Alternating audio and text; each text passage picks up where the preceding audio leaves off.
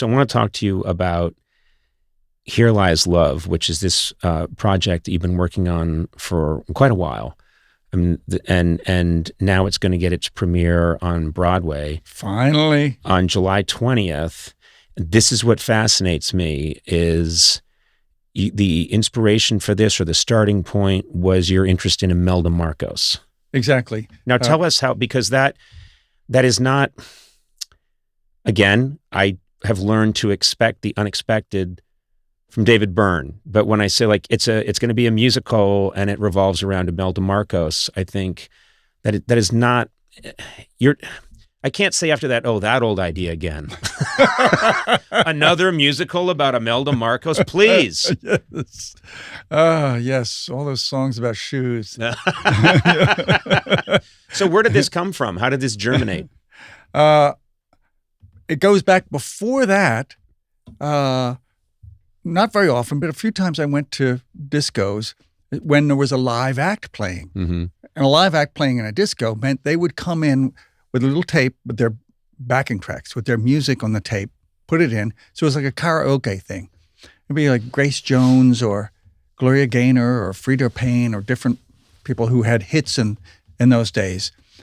They would stand on a little platform, the tape would play, and they'd dance around and sing live, but the music was pre-recorded.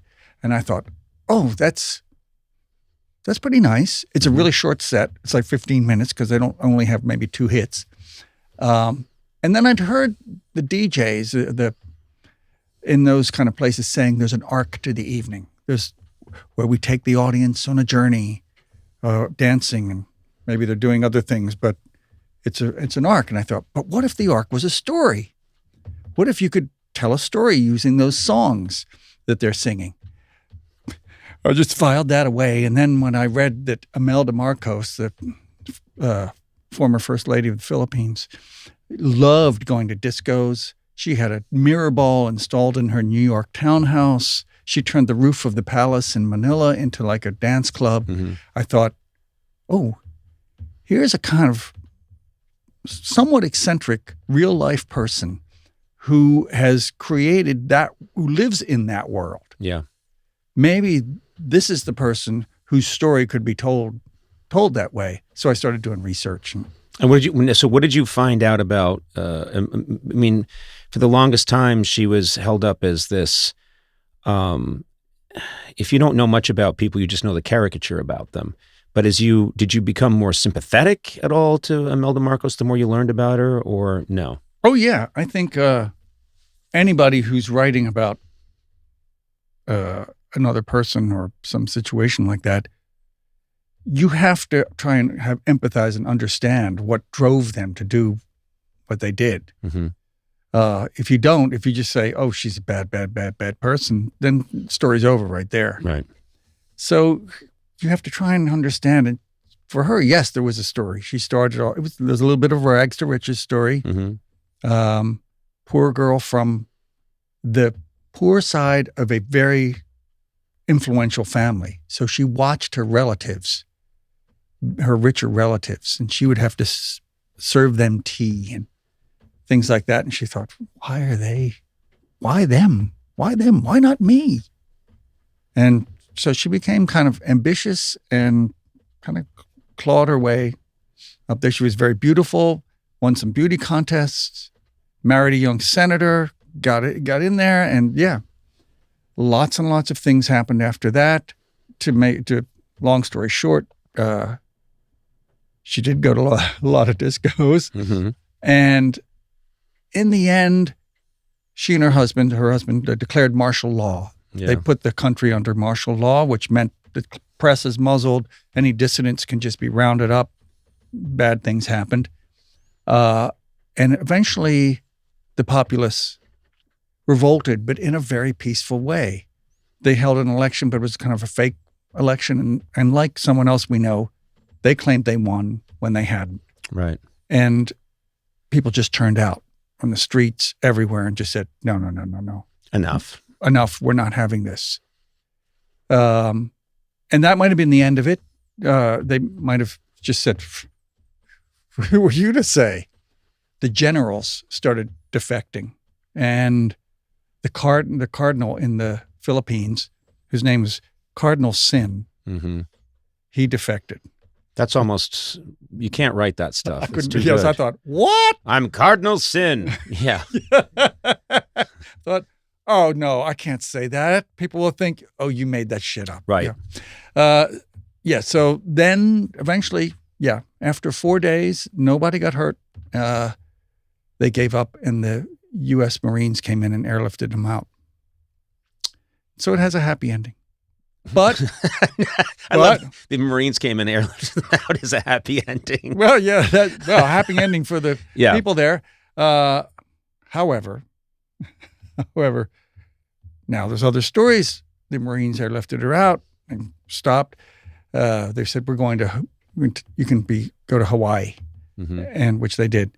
But she said, we need to stop at the PX in Guam. She dropped $60,000 at the PX on the way out. I would think, what is at the PX at Guam that's so great? I know. It's a big base, but yeah. Did she get $60,000 worth of string cheese? I wonder. Beef jerky? Yes. Spam. Yeah. So what's interesting to me is, so you have this story. Does the music then come out of the story? Is that what suggests, or how does that work? How does this symbiotic relationship between the story and the music happen creatively? Wow. And I demand you to teach it to me so I can do it. Since I was now saying, okay, this story is going to be set in a disco, and I wanted the audience to be like I would be in a disco, and the performers up on little platforms on the side. So we have to have that kind of energy a lot of the time, telling the story.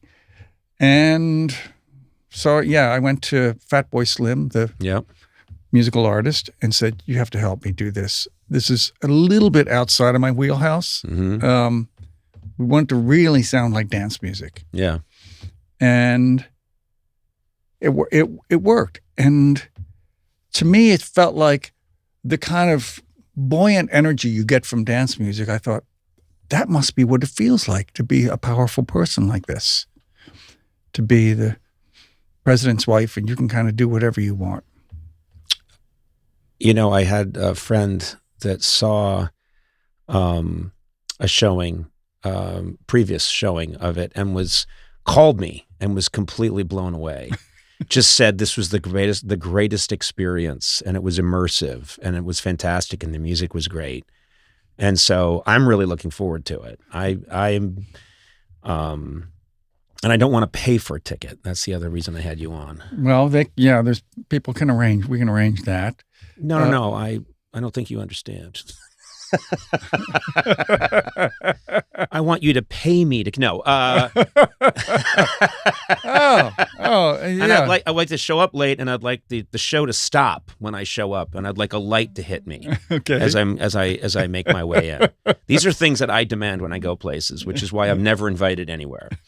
I'm glad your friend liked it. It is a lot of fun.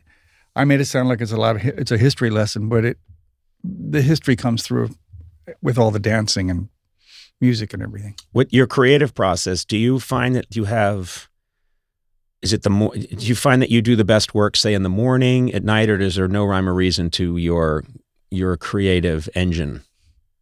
I found that I've fallen into a routine where the morning I get up and try and empty my inbox of emails. Never happens.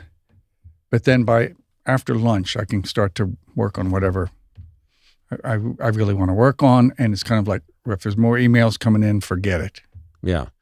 There's this, they've done studies that say that there's so much creativity. It's really not that much. In a given day, someone might have 2 hours of real creativity. I agree. And then after that, everything is busy work. And I get fascinated by this stuff. So, Hemingway used to say, he'd get up very early in the morning, and he said, if I get right to it, I have about, I think he said 2, maybe 3 good hours. And he said, then I know the tank is done or almost done. He said, but I always stop knowing what the next thing is going to be. to make the beginning of the next day easier. Oh, I see. Which I thought was really like a kind of a cool trick. Yeah. He didn't go to empty. He went to, there's still a little bit left and I'm going to stop here. And then the rest of the day was swimming, fishing, unfortunately drinking way too much, but he would do whatever it is that or boxing, some cubist painter.